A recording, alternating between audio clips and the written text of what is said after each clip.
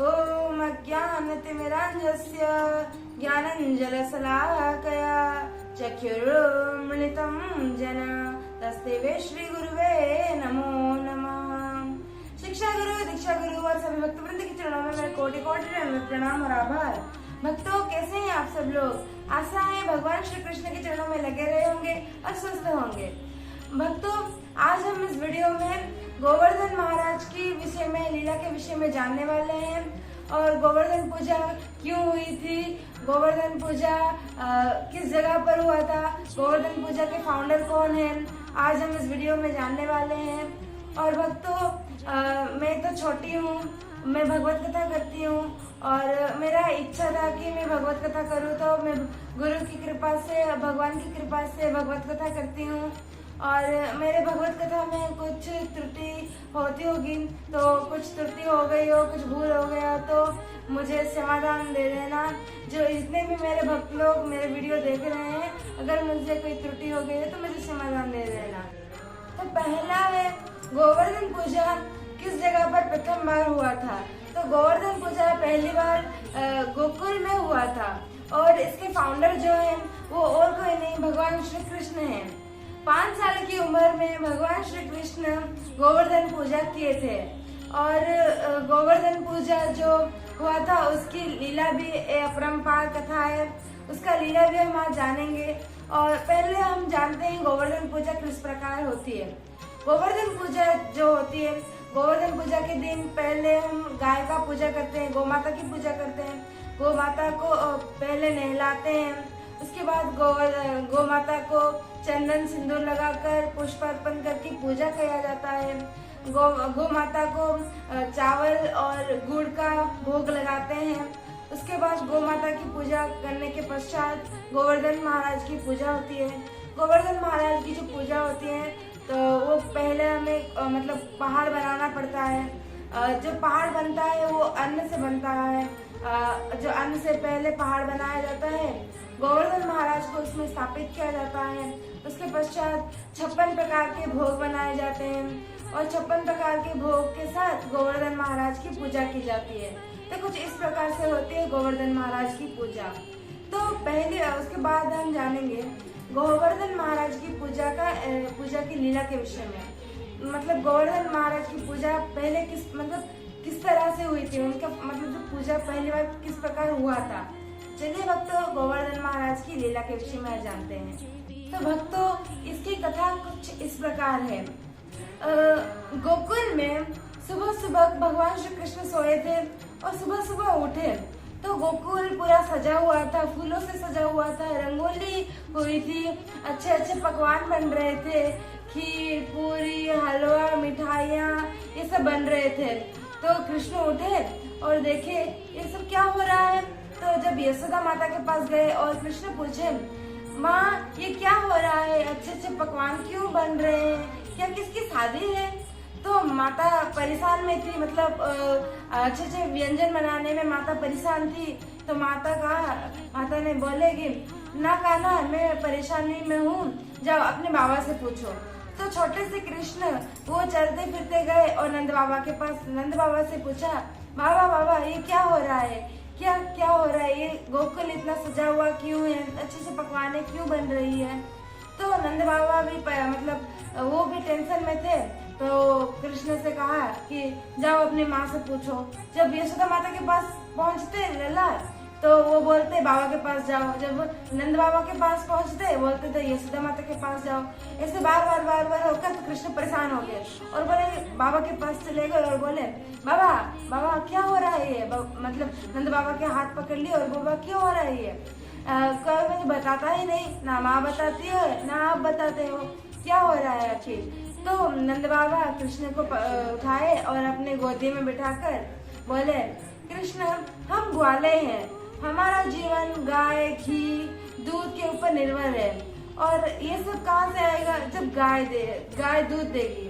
और गाय दूध कैसे देगी, जब वो घास खाएगी। घास कैसे उगेगा, जब वर्षा होगी। और वर्षा होने के लिए हमें वर्षा के देवता इंद्र की पूजा करनी पड़ती है, इंद्र को प्रसन्न करना पड़ता है। तो मतलब नंद बाबा की ये बात सुनकर कृष्ण सोच में पड़ जाते हैं। सोचते हैं कि आगे जाकर तो मुझे अर्जुन को उपदेश देने आए मेरे बारे में कि मैं ही भगवान हूँ, मेरी ही भक्ति करो, अहम सर्वस्व प्रभवो अर्जुन, ये कहना है।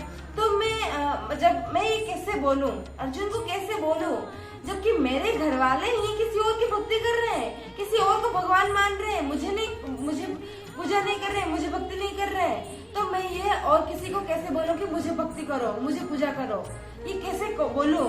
ये सोचते होते भगवान श्री कृष्ण सोच में पड़ जाते हैं और नंद बाबा को समझाते हैं कि बाबा, इंद्र कोई भगवान नहीं है, वो तो बस एक मैनेजर है, वो कोई सुप्रीम नहीं है। मतलब इंद्र का काम ही है वो वर्षा करेगा। अगर आपके भाग्य में वर्षा है, आप मतलब ब्रजवासी के भाग्य में अगर वर्षा है तो वर्षा होगी, उसके लिए आपको इंद्र की पूजा करने की कोई आवश्यकता नहीं है। तो जब मतलब छोटे से जो मतलब वो उन्हें जब भी कृष्ण ने ये बात बोला तो उन्हें 4 या 5 साल हुआ था, 5 साल हुआ था। तो मतलब 5 साल का बच्चा ये बोल रहा है तो सारे गांव वाले के चौकित रह गए। मतलब इसे कितना पता, मतलब 5 साल का बच्चा मतलब अभी कोई बोल नहीं सकता, मतलब अभी के बच्चे वो बोल ही नहीं सकते, मतलब वो ट्रांसलेट नहीं कर सकते, पर कृष्ण बोलते थे। तो सारे ब्रजवासी मतलब अचंभित हो गए और सारे मतलब कृष्ण के चारों ओर घेरा बना के खड़े रहे, मतलब क्या बोल रहा है ये सुनने के लिए। सब लोग कृष्ण के मतलब चारों ओर घेरा बना के खड़े हुए और सोचते हैं मतलब कृष्ण 5 साल का बच्चा नहाए धोए बिना मतलब उठकर चला आया है, मुंह भी नहीं धोया है, वो बैठ के प्रवचन कर रहा है। तो सभी देख रहे हैं कृष्ण तो पवित्र है, एतम पवित्रम प्रममम भवना, मतलब वो तो पूरा पवित्र है, गंगा के भांति पवित्र है, मतलब उनसे अधिक पवित्र कोई है ही नहीं। तो ये बात मतलब जो भगवान श्री कृष्ण बोले कि इंद्र की पूजा नहीं करनी है, तो सभी मतलब ब्रजवासी लोग पूछे कि तो फिर हम पूजा करें तो करें किसकी? जब हम इंद्र की पूजा नहीं करेंगे तो हम किसकी पूजा करेंगे? तो भगवान कहते हैं हमारे माता पिता की, हमारे बच्चों की, गोपे की, गोपाल की, गाय की, बछड़े की, घर की, इस गोकुल की रक्षा करने वाला कौन है? श्री श्री श्री गिरिराज गोवर्धन। तो हमें उनकी पूजा करनी चाहिए। तो हम उनकी पूजा करेंगे, इंद्र की पूजा क्यों करेंगे? उनका तो काम ही है कि वो वर्षा करेंगे, तो इंद्र की पूजा करने की कोई आवश्यकता नहीं है। चलिए हम गोवर्धन की पूजा करते हैं।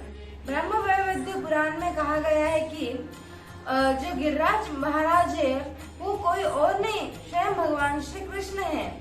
जब भगवान श्री कृष्ण को इस धराधाम पर लीला करने की इच्छा प्रकट हुई, तो उनके हृदय से एक पत्थर का टुकड़ा निकला और वो बढ़ता गया, इतना बड़ा हो गया और वो मतलब एक पर्वत का रूप धारण कर लिया।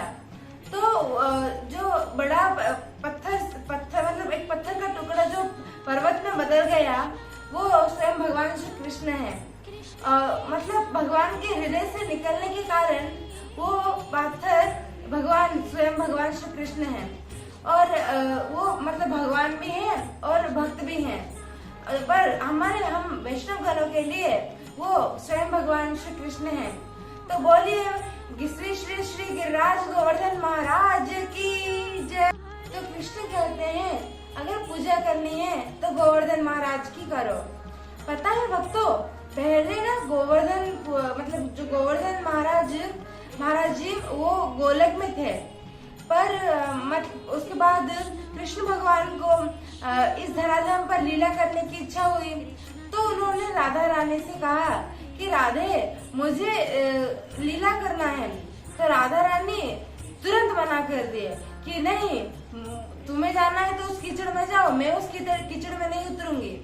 मतलब भगवान को इस धराधाम पर लीला करने की इच्छा हुई, तो राधा रानी पहले ही पता मतलब वो जान ली कि कृष्ण मुझे भी बुलाने वाला है, तो वो पहले ही मना कर दिया कि तुरंत मना कर दिया कि मैं नहीं जाने वाली, तुम कीचड़ में जाना चाहते हो तो जाओ, मैं नहीं उतरूंगी। तो कृष्ण ने कहा क्यों नहीं उतरूंगी? तो राधा रानी कहती है यस्य वृंदावन नास्ति नायत्रे गोवर्धनम, यश्च यमुना नदी नास्ति तत्र मेना मनशुकः। राधा रानी कहती है जहाँ गोवर्धन नहीं है, जहाँ वृंदावन नहीं है, जहाँ यमुना नहीं है, वहाँ जाकर मैं करूँ तो करूँ क्या। पर अगर मिस कलयुग में अगर कोई हस्बैंड अपनी पत्नी को बोलता है कि हमें मतलब कोई घर में रहता होगा भाड़े के घर में, तो एग्रीमेंट कुछ दिनों का होता है ना, तो एग्रीमेंट खत्म होने के पश्चात उसे अन्य घर को शिफ्ट होने पड़ता है। पत्नी को बोलेगा जाकर कि हमें इस घर को छोड़ना है और अन्य मतलब बंगला में रहना है, एक बंगलो में रहना है। तो पत्नी मतलब इस कलयुग की पत्नी कहती है, यस्य वाइफनम नास्ति नायत्रे मोबाइल फोनम, यस्य वॉशिंग मशीन नास्ति न तेत्र मन सुखः। मतलब जहाँ वॉशिंग मशीन नहीं है, जहाँ टीवी नहीं है, जहाँ वाईफाई कनेक्शन नहीं है, वहां जाकर मैं क्या करूं। ये मतलब कलयुग की पत्नियां ये बोलती है। पर उस वक्त राधा रानी कहती थी, जहाँ वृंदावन नहीं है, जहाँ मतलब गोकुल नहीं है, जहाँ गोवर्धन नहीं है, जहाँ यमुना नदी नहीं है, वहां जाकर मैं क्या करूं, वो बोलती थी। मतलब देखिए कितना डिफरेंस। कलयुग की पत्नी क्या बोलती है, मतलब क्या करेगी, मोबाइल फोन से क्या करेगी, वॉशिंग मशीन से क्या करेगी। मतलब इस कलयुग का मतलब स्त्रियों का मतलब दशा कितना बदल गया है। तो राधा रानी बोली, तो ये बात तो सुनने के पश्चात कृष्ण बोलते हैं कि अच्छा तो ये बात है, तो ठीक है राधा रानी, अगर मैं गोवर्धन को नीचे ले जाऊं तो क्या तुम आओगी। तो राधा रानी झटक से बोलती है, हाँ फिर तो मैं चली जाऊंगी, जहाँ यमुना है, जहाँ गोवर्धन है, वही तो मेरा स्थान है, तो मैं चली जाऊंगी। तो कृष्ण गोवर्धन महाराज को इस धराधाम पर लाते हैं। मतलब देखिए भक्तों, राधा रानी कितनी दयालु है। अगर राधा रानी ये जिद न करती तो क्या हम कभी गोवर्धन महाराज के दर्शन कर पाते, गोवर्धन महाराज की पूजा कर पाते। देखिए राधा रानी हमारे पर कितने आभार किए हैं। अगर राधा रानी जिद न करती तो आज हम गोवर्धन महाराज की पूजा न कर पाते। तो कृष्ण ने ब्रजवासी लोगों से पूछा कि ब्रजवासी तुम आप लोगों मतलब कितने वर्षों से इंद्र की पूजा कर रहे हो। तो ब्रजवासी बोलते हैं, जब से हम पैदा हुए तब से हम इंद्र की पूजा करते हैं। तो कृष्ण ब्रजवासी लोग बोले कि तो हमें जब से पैदा हुए तब से हम पूजा करते हैं, हमें गोवर्धन महाराज की पूजा किस प्रकार करें हमें समझ नहीं आता। तो कृष्ण बोले, Why are you fear when I am here? मतलब भगवान ने तो डरने की क्या आवश्यकता है। तो कृष्ण ने कहा कि मैं आपको बताता हूँ कि कैसे भगवान गोवर्धन महाराज की पूजा करनी है, चलो मेरे पीछे पीछे। तो जितने भी मतलब सामग्री पूजा सामग्री के लिए वो अपनी बैलगाड़ी में डालो, जितने भी पकवाने बनाए वो बैलगाड़ी में रखो, और मतलब जितने भी माल बनाए वो लोड करो अपने बैलगाड़ी में और चलो मेरे पीछे पीछे। तो कृष्ण के पीछे पूरा ब्रजवासी लोग पागल होकर चल रहे हैं। मतलब कृष्ण चल रहे हैं, उनके पीछे पीछे ब्रजवासी लोग चल रहे हैं गोवर्धन के पर्वत के पास। तो सब लोग गोवर्धन पर्वत के पास पहुंचे और गोवर्धन मतलब फिर से कृष्ण से पूछे कि हाँ गोवर्धन कहाँ है, वो इस पहाड़ की पूजा करनी है, हमें तो कहीं नहीं दिख रहे हैं। तो कृष्ण ने कहा कि जब तुम इंद्र की पूजा करते थे, क्या इंद्र आते थे तुम्हारा प्रसाद खाने के लिए? क्या इंद्र आकर तुम्हें आशीर्वाद देते थे? क्या इंद्र तुमसे बातचीत करते थे, या इंद्र तुमसे मांग कर खाते थे? तो मतलब ये बोलने के बाद ब्रजवासी लोग बोलते हैं ना, ऐसा नहीं होता था, पर ऐसा होगा गोवर्धन महाराज की अगर आप लोग पूजा करोगे तो गोवर्धन महाराज आएंगे, आपका जो प्रसाद बना है वो भी खाएंगे, मांग कर खाएंगे और आपको आशीर्वाद भी देंगे, आपकी मांगे भी पूरी करेंगे। तो ये सब बोले। तो जो मतलब कृष्ण के सखा थे वो मतलब चला मतलब जोक मारने के लिए, कॉमेडी करने के लिए वो बोल रहे कि मुझे लगता है कृष्ण का मतलब वो बोल रहे कि कृष्ण का जो भगवान है वो भिखारी है, वो बोल रहे थे। मतलब कोई भगवान मांग कर खाता है क्या?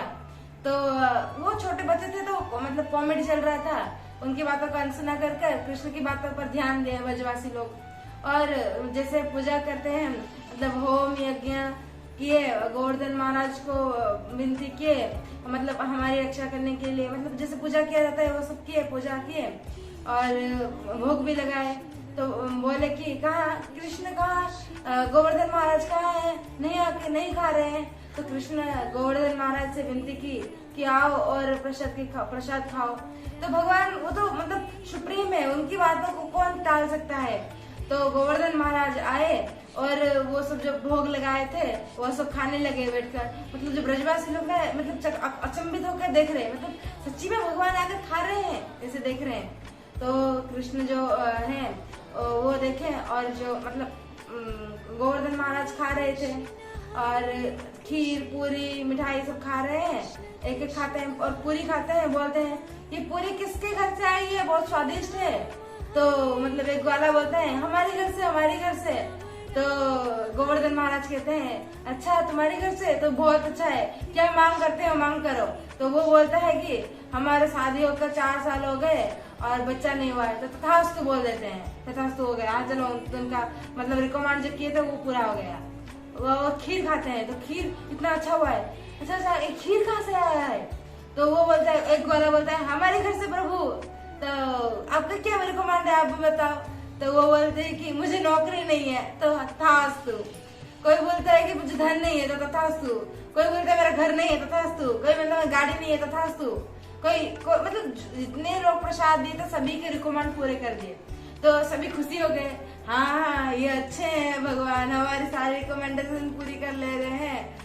और ये सब हंस कर चले, मतलब पूजा पाठ हुआ, गोवर्धन महाराज सभी की मनस्कामना भी पूरी कर ली और वो चले गए आशीर्वाद देकर। तो कृष्ण बोले देखा ना मेरी बात का सुनकर आपका सभी का मतलब अच्छा हुआ ना। तो सभी ब्रजवासी लोग कृष्ण के प्रेम में पागल थे, हाँ कृष्ण आप अच्छे हो, आपकी बात ही सुनेंगे, सब बोल रहे थे। और इंद्र उधर मतलब इंद्र लोक में इंद्र बोल रहा है कि क्या आज मतलब ब्रज से पूजा पाठ नहीं हो रहा है, हमारे लिए भोग नहीं आया है। वो इंद्र यहाँ मतलब वो इधर उधर मतलब गुस्से से तप उठ रहा है। उसका एक जो अनुचर था उसे भेजा देखने के लिए। तो वो देखा कि ये लोग सब गोवर्धन महाराज की पूजा कर रहे हैं। तो वो इंद्र को जाकर जब बताया तो इंद्र मतलब गुस्से से लाल हो गए, हमारी पूजा छोड़कर उस पहाड़ की पूजा कर रहे हो, उस पहाड़ ने क्या दिया है इन्हें। मैं मतलब वो पूरा गुस्सा हो गए और मतलब इतना वर्षा मतलब वो ऑर्डर दिए कि अनुचर लोगों को इतना वर्षा करो कि उधर पूरा ब्रज मतलब पानी में डूबकर मतलब पूरा डूब जाए, ये मतलब करो ये बोले। तो वो पूरा बारिश हुआ, बारिश हुआ, बारिश हुआ, इतना बारिश हुआ कि मतलब पूरा गोकुल मतलब पानी पानी हो गया। तो वो जो मतलब ब्रजवासी लोग वो कृष्ण से बोले, कृष्ण देखा ना हमने इंद्र की पूजा नहीं की और इंद्र कोप करने लगा, अब हम क्या करेंगे। तो कृष्ण बोले कि वो फिर से बोले Why are you fear when I am here? तो वो बोले कि चलो मैं आपको सबको छतरी देता हूँ। तो मतलब कृष्ण गए और जो गोवर्धन की पूजा हुई थी ना उन्हें मतलब उन्हें अपने बाएं हाथ से इस मतलब उंगली से उठा दिए और उठाकर 7 दिनों तक बारिश हो रहा था। 7 दिनों तक छोटे से 5 साल के बच्चे उस गोवर्धन पर्वत को लेकर खड़े हुए हैं।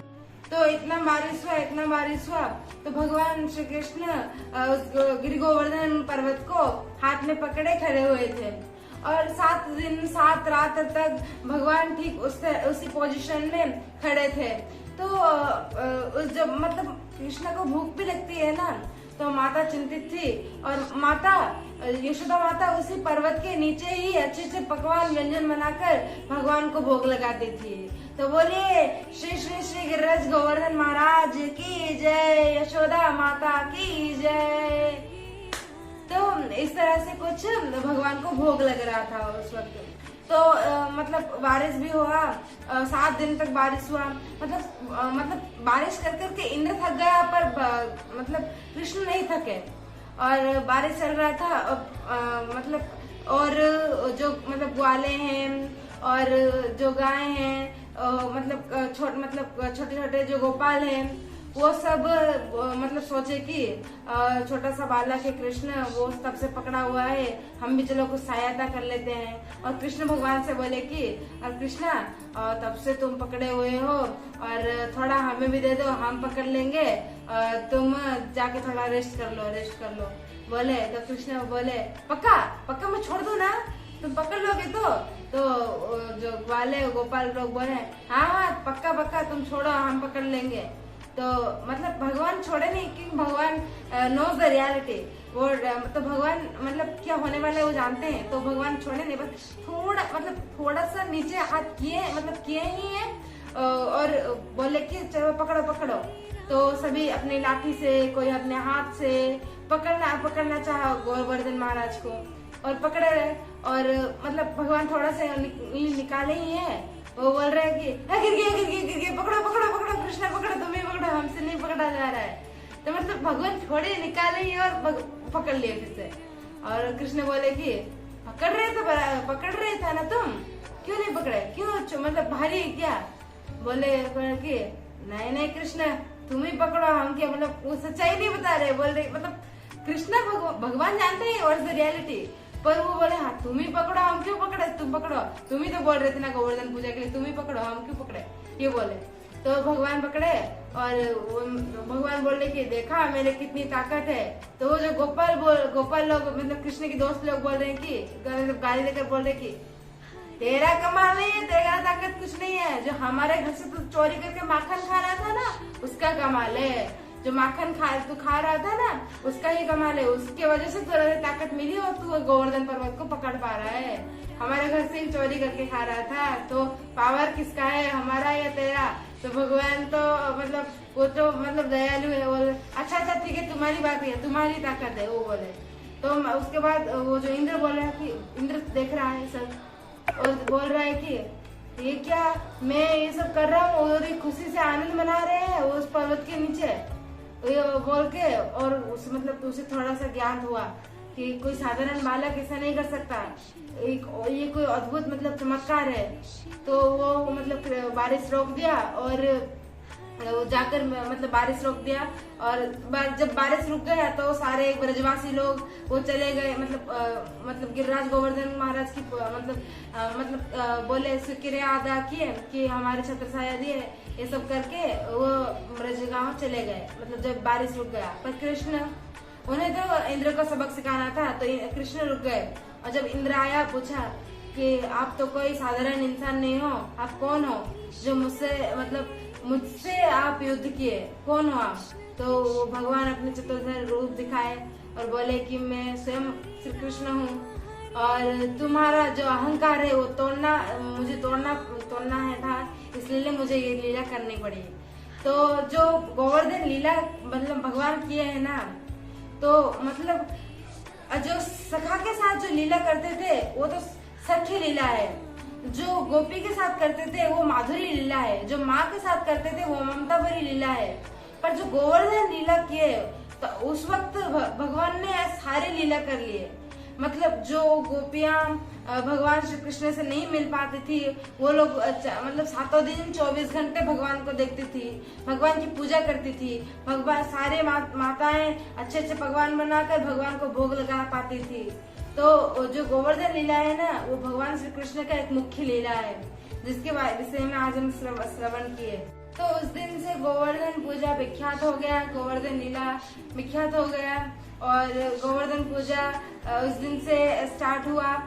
और हमें भी गोवर्धन पूजा करनी चाहिए। गोवर्धन पूजा मतलब गोवर्धन महाराज और कोई नहीं, स्वयं भगवान श्री कृष्ण है, तो हमें भी गोवर्धन महाराज की पूजा करनी चाहिए। और गोवर्धन लीला का कथा कुछ इस प्रकार था। और आज के लिए इतना ही। अगर आपको इस वीडियो अच्छा लगे तो लाइक शेयर एंड सब्सक्राइब करना ना भूलें और गोवर्धन पूजा करें, अधिक से अधिक माला जप करें, अधिक से अधिक भगवत पठन करें, श्रवण करें, तुलसी महारानी की पूजा करें, जल अर्पण करें। तो आज के इतना ही। अगर मुझसे कोई त्रुटि हो गई हो तो मुझे समाधान देना और इस वीडियो को लाइक शेयर एंड सब्सक्राइब करना ना भूलें। और आज के लिए इतना ही। जय गिरिराज गोवर्धन महाराज की जय, जय बाल गोपाल की जय, जय इंद्रदेव की जय, यशोदा माता की जय, नंद बाबा की जय, ब्रजवासी की जय। हरि हरि बोल।